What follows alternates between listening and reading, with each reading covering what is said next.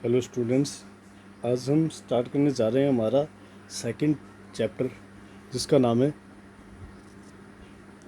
सर्वनाम।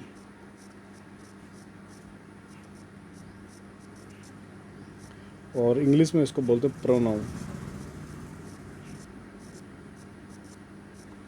ठीक है, सर्वनाम किसे कहते हैं, सबसे पहले इसके बारे में बात करते हैं। तो अब देखो, संज्ञा के स्थान पर, संज्ञा आप लोग जानते हो संज्ञा क्या है। ठीक है, पुस्तक भी संज्ञा है, आलोक भी संज्ञा है, जैसे किसी का नाम हो गया। और दया, ये भी क्या संज्ञा है, भाव हो गया, जैसे ये भाववाचक संज्ञा है। ठीक है, तो इस संज्ञा जो भी शब्द है ना, जितने भी शब्द हैं, उनके स्थान पर संज्ञा के स्थान पर प्रयुक्त प्रयुक्त होने वाले शब्द प्रयुक्त होने वाले शब्द ही क्या कहलाते हैं, सर्वनाम कहलाते हैं। ठीक है, ये ध्यान रखना है अपने को कि सर्वनाम किसे कहते हैं, संज्ञा के स्थान पर प्रयुक्त होने वाले शब्द ही सर्वनाम कहलाते हैं। ये होगी इसकी डेफिनेशन, परिभाषा किसकी, सर्वनाम की परिभाषा होगी ये। ठीक है, आप लोगों को याद रखना है कि संज्ञा के स्थान पर प्रयुक्त होने वाले शब्द अब कौन कौन से हो सकते हैं। तो आप देख सकते हो कि एक एग्जांपल देता हूँ मैं आपके सामने। जैसे राम पढ़ता है, राम खेलता है, राम बहुत अच्छा लड़का है। तो ये एक लंबा सेंटेंस बनाया हमने, और बार बार हमें क्या लिखना पड़ा, उसका नाम यानी संज्ञा लिखनी पड़ी, राम राम राम। लेकिन हम इसकी जगह क्या प्रयोग कर सकते हैं, आपको पता है, राम पढ़ता है और वह बहुत अच्छा है। इस तरीके से वह शब्द का प्रयोग कर लिया हमने, किसके लिए, राम के लिए। तो वो वह शब्द ही क्या कहलाता है, सर्वनाम कहलाता है। आगे बात समझे। तो जैसे ये एग्जांपल आप लिख सकते हो कि राम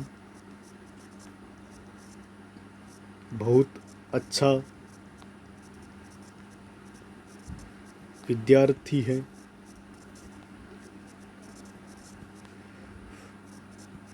वह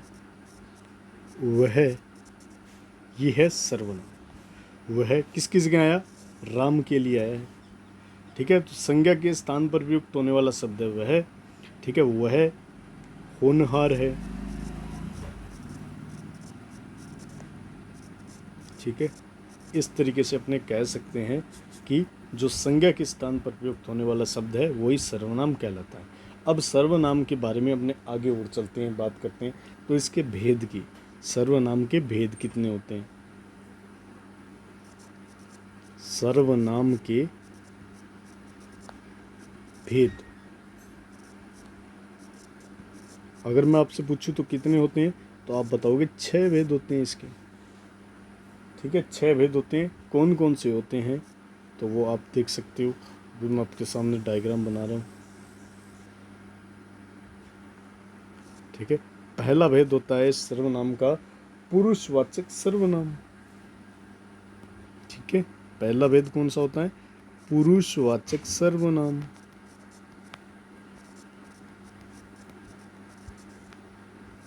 पुरुषवाचक सर्वनाम। और दूसरा भेद क्या होता है, कौन सा होता है इसका, आप लोगों को पता है कि निश्चयवाचक सर्वनाम। निश्चयवाचक सर्वनाम। और तीसरे भेद की अगर बात करें अपने, तो इसका तीसरा भेद होता है, वो आपको पता है। ठीक है, संबंधवाचक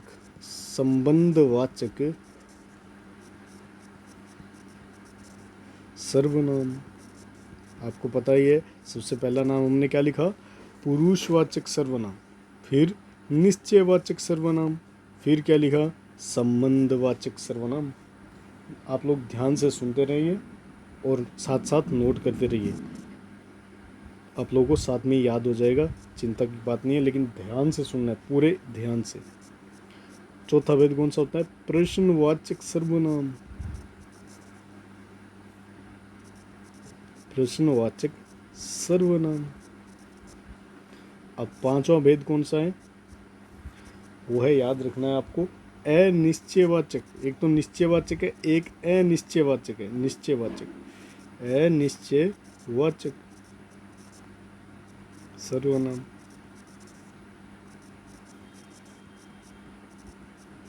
और छठा भेद है आखिरी, वो है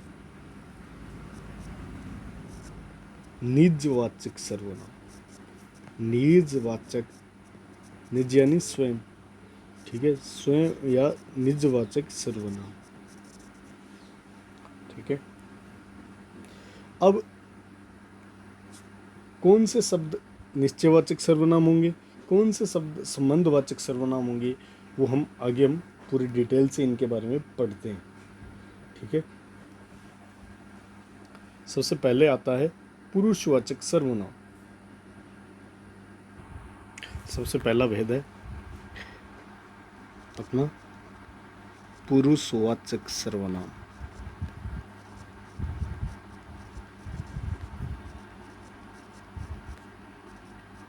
सबसे पहले इसको हम समझेंगे कि इसमें क्या चीज़ याद रखनी है, क्या चीज़ है ये, ठीक है। तो सबसे पहले इसको किससे कहते हैं, पुरुषवाचक सर्वनाम, ठीक है। अब आपको पता है सर्वनाम क्या है, शब्द है। कौन सा शब्द है, जो संज्ञा के स्थान पर प्रयुक्त होता है, ठीक है। जिन सर्वनामों का प्रयोग, जो सर्वनाम शब्द होते हैं ना, जिन सर्वनाम शब्दों का प्रयोग बोलने वाले, जो बोल रहा है, ठीक है, सुनने वाले या अन्य किसी व्यक्ति के स्थान पर किया जाता है, उन्हीं के क्या कहते हैं, पुरुषवाचक सर्वनाम कहते हैं।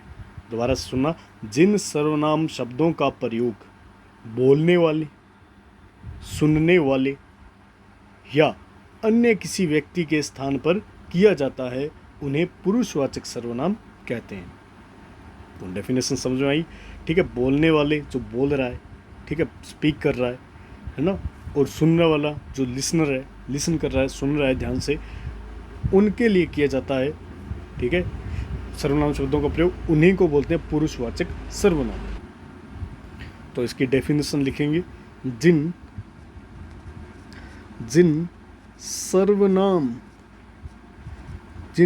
सर्वनाम शब्दों का प्रयोग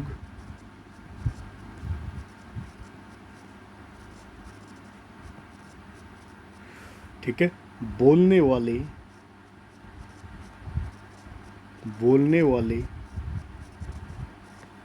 सुनने वाले या, ठीक है, या अन्य किसी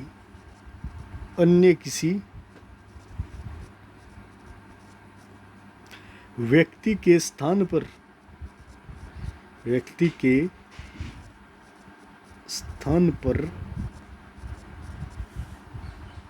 किया जाता है। जिन सर्वनाम शब्दों का प्रयोग बोलने वाले, सुनने वाले या अन्य किसी व्यक्ति के स्थान पर किया जाता है, उन्हें क्या बोलते हैं हम, पुरुषवाचक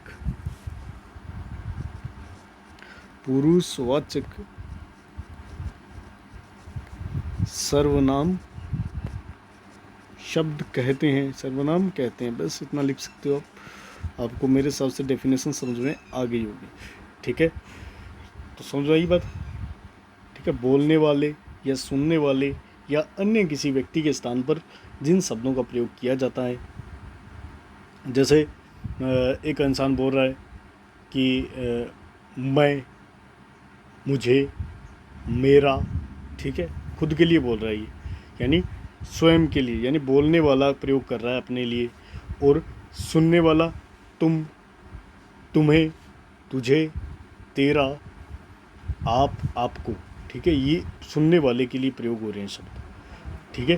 तो इसी आधार पर, ठीक है, या अन्य के लिए प्रयोग होते हैं कई बार, तो जैसे बोलने वाला और सुनने वाला, ठीक है, व्यक्ति है, वो अन्य के लिए प्रयुक्त कर जाए, जैसे कि उन्हें, यानी तीसरे की बात कर रहा है वो, वे यानी तीसरी जगह खड़े हैं वो कोई, है ना।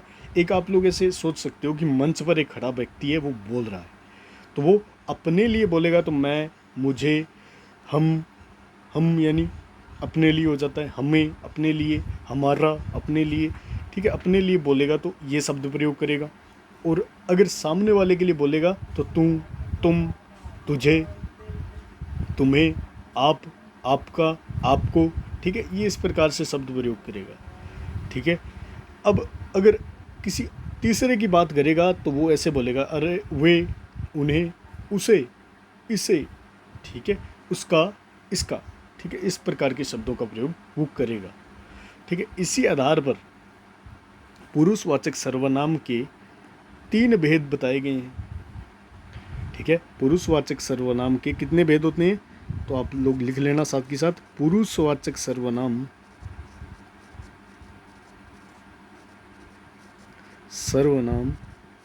के भेद कितने होते हैं, तो इसके भेद होते हैं 3। अब कौन कौन से होते हैं, वो सुनने वाले, बोलने वाले और तीसरे की बात करने वाले के लिए इसी प्रकार से अलग अलग प्रकार के भेद बताए गए हैं।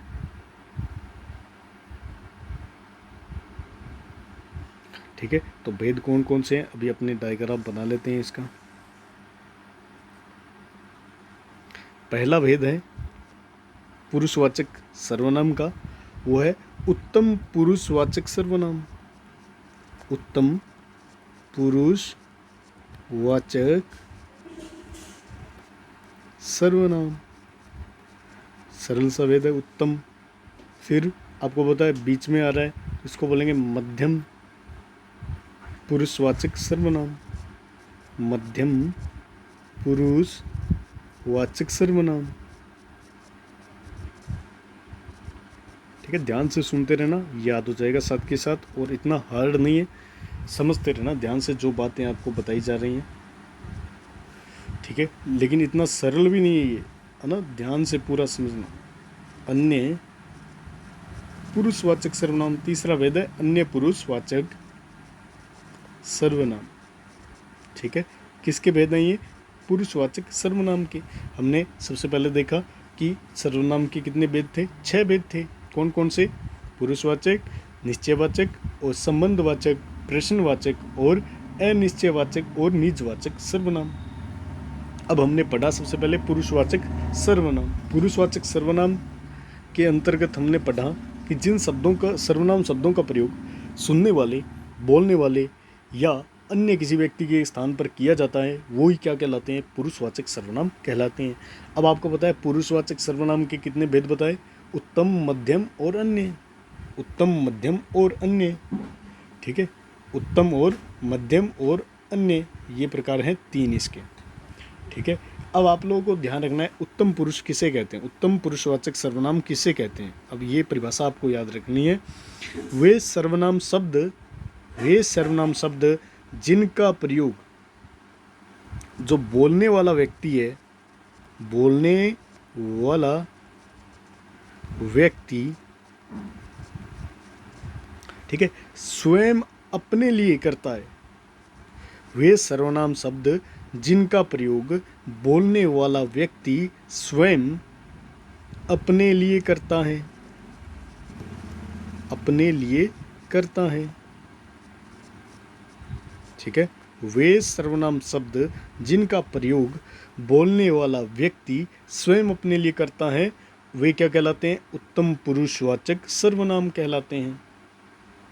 इनके उदाहरण देखो आप। जैसे बोलने वाला व्यक्ति क्या बोलेगा, मैं बोलेगा वो।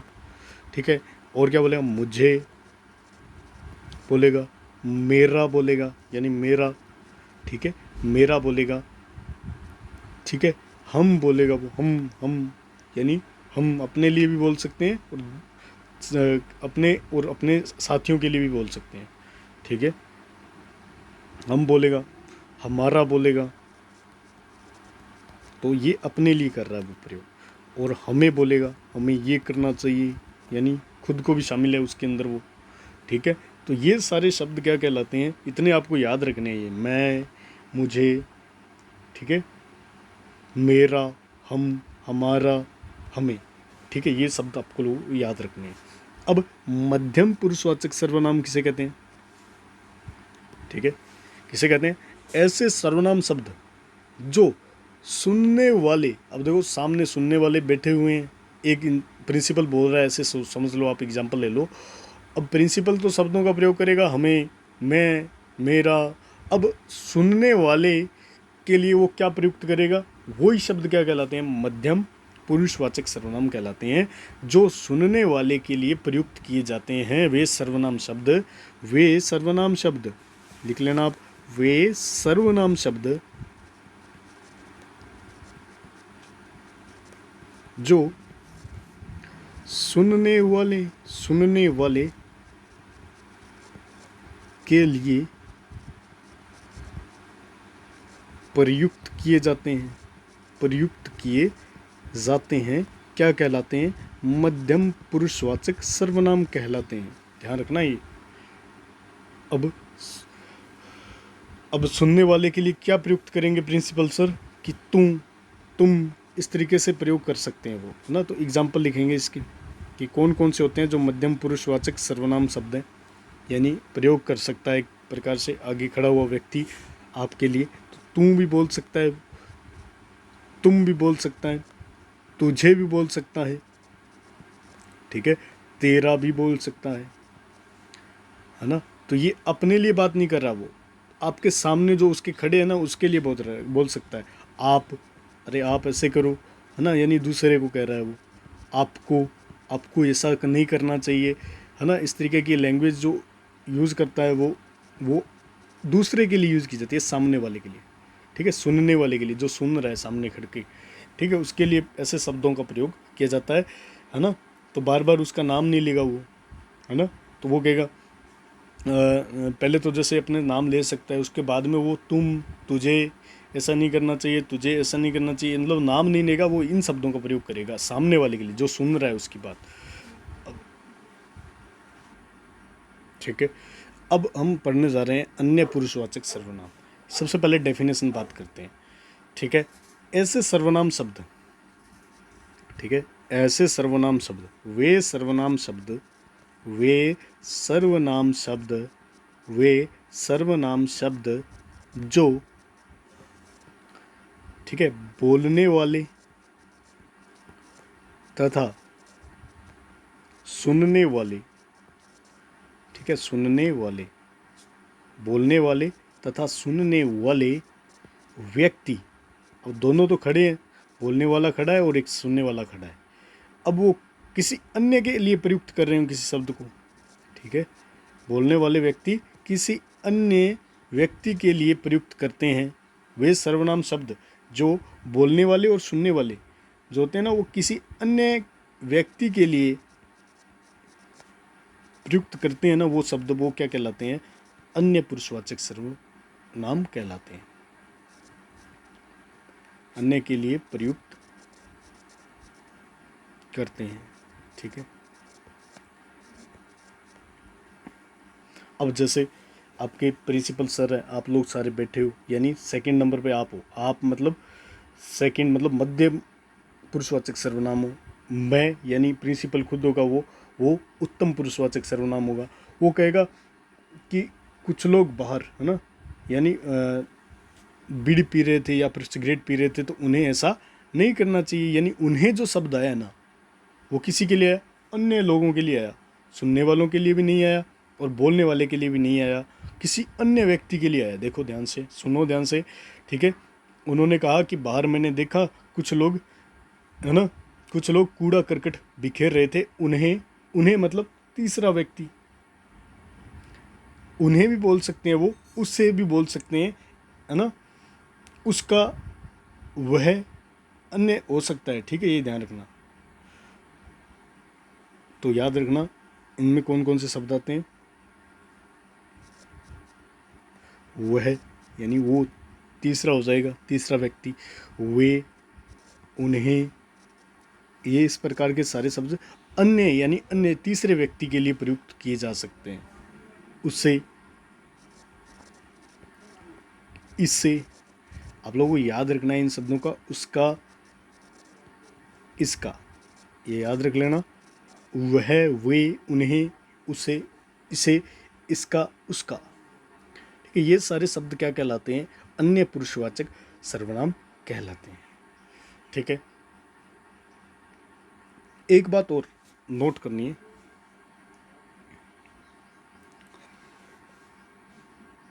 ठीक है, वो क्या है, बेहद इंपॉर्टेंट बात है।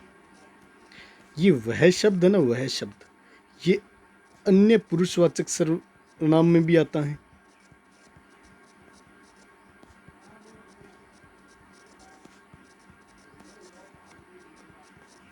और ये निश्चयवाचक सर्वनाम में भी आता है।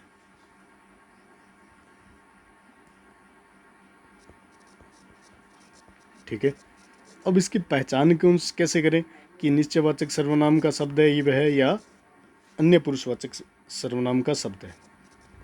ठीक है, जो वह शब्द है ना, ये इंपॉर्टेंट है। ठीक है, अगर आपके सामने जैसे मैं दो वाक्य लिख रहा हूँ, ठीक है, एग्जाम्पल के रूप में, तो आपको उनमें बताना है कि वह शब्द कौन सा सर्वनाम है। ठीक है, आपको उत्तर बताना है, ये क्वेश्चन है एक प्रकार से। ठीक है, वह गाय ही चराता है। ठीक है, वह गाय ही चराता है, इसमें कौन सी सर्वनाम है। ठीक है, इस वह शब्द में, तो आपको बताना है। अब दूसरा प्रश्न है, शायद वह गाय चर रही है, इसमें कौन सा सर्वनाम है। आपके सामने ऑप्शन होंगे कि निश्चयवाचक है या अन्य पुरुषवाचक सर्वनाम है। वह शब्द याद रखना दो ही जगह आता है, एक तो यहाँ पे देख लो, यहाँ पे नहीं देखने को मिलेगा अपने को, किसमें, उत्तम पुरुष में भी नहीं आता वह, और मध्यम पुरुष में भी वह शब्द का प्रयोग नहीं होता।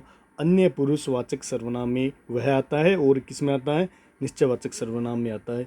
लेकिन अब देखो, वाक्य के हिसाब से अपने पता लगाएंगे कि ये शब्द निश्चयवाचक है या अन्य पुरुषवाचक सर्वनाम है। ठीक है, तो यहाँ पे देखो, वह गाय ही चराता है, वह कौन सा है, कोई अन्य व्यक्ति है।